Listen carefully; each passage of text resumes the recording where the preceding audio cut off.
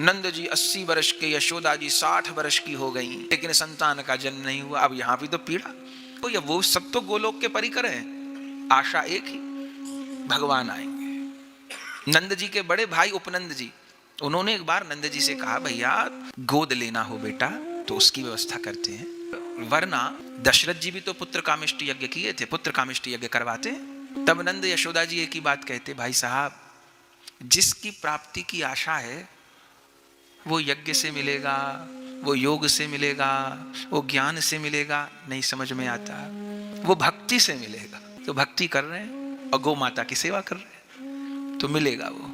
नारद जी पधारे श्री नंद यशोदा जी को, 2 उपदेश दिए, मंत्र दीक्षा प्रदान की और एकादशी व्रत का उनको संकल्प कराया। और नंद यशोदा जी दोनों निराहार निर्जल एकादशी व्रत करते हैं और पूरी रात जागरण करते हैं। धीरे धीरे धीरे करके समय बीता, प्रकाश पुंज पहले नंद बाबा के हृदय में प्रवेश कर गया और फिर नंद बाबा से यशोदा जी के भीतर स्पर्श कर गया और यशोदा जी सगर्भा हो गईं, उधर श्री देवकी जी सगर्भा हो गईं, पूरे ब्रज में जय जयकार हो गई, सारे गोपी ग्वाल मनोती मनाने लगे जब सबने सुना कि अब नंद बाबा के घर पर खुशखबरी आने वाली है। बड़े बड़े दिव्य अनुभव हो रहे हैं। भाद्र मास आ गया और अगले दिन जन्माष्टमी है। सप्तमी की रात को दोनों ने एक ही स्वप्न देखा।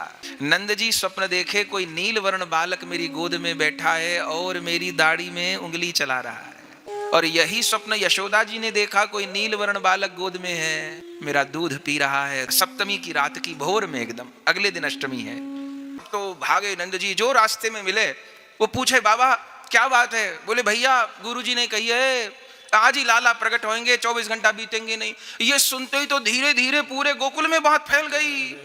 और जब तक नंद जी पहुंचे यशोदा जी के पास में बात बतावे, तब तक तो कितने गोपी ग्वाल पहुंच गए। तो वहां सवेरे से ही नाचेंगी गामेंगी, अरे बधाई गाते नाचते ही लाला प्रकट होएगो।